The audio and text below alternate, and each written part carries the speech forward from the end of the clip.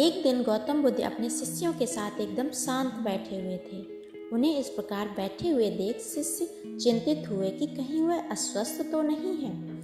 एक शिष्य ने उनसे पूछा, आज वह मौन क्यों बैठे हैं? क्या शिष्य से कोई गलती हो गई है? इसी बीच एक अन्य शिष्य ने पूछा कि क्या वह अस्वस्थ है? क्या उनकी तबीयत ठीक नहीं है? यह सब कुछ सुनने पर भी महात्मा बुद्ध एकदम मौन बैठे रहे। तभी कुछ दूर खड़ा हुआ एक व्यक्ति जोर से चिल्लाया, आज मुझे सभा में बैठने की अनुमति क्यों नहीं दी गई है?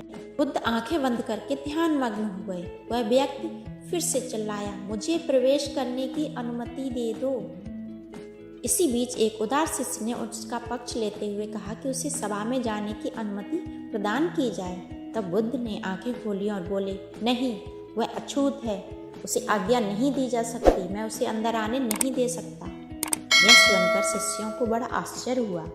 बुद्ध उनके मन का भाव समझ गए और बोले, हाँ, वह अछूत ही है। इस पर कई शिष्य बोले, हमारे आश्रम में जात पात का तो कोई भेद ही नहीं है, फिर वह अछूत कैसे हो गया? बुद्ध ने समझाया, आज वह क्रोधित होकर आया है। क्रोध से जीवन की एकाग्रता नष्ट हो जाती है। क्रोधी व्यक्ति प्रायः मानसिक हिंसा कर बैठता है, इसलिए जब वह क्रोध में रहता है तब तक वह अछूत ही होता है। इसलिए जब तक वह क्रोध में रहेगा उसे अंदर आने की अनुमति नहीं मिल सकती। उसे कुछ समय तक एकांत में ही रहने दो। उधर वह क्रोधित शिष्य भी बुद्ध की बातें सुन रहा था। पश्चाताप की अग्नि में तपकर अब वह समझ चुका था कि अहिंसा ही मनुष्य का महान कर्तव्य व परम धर्म है। वह बुद्ध के चरणों में गिर पड़ा और कभी क्रोध न करने का प्रण ले लिया। क्रोध के कारण व्यक्ति अनर्थ तो कर बैठता है और बाद में उसे पश्चाताप होता है, जिसका कोई लाभ नहीं होता। इसलिए हमें कभी भी क्रोध नहीं करना चाहिए।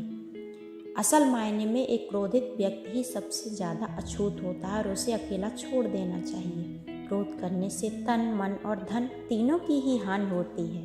ये क्रोध सबके लिए हानिकारक है।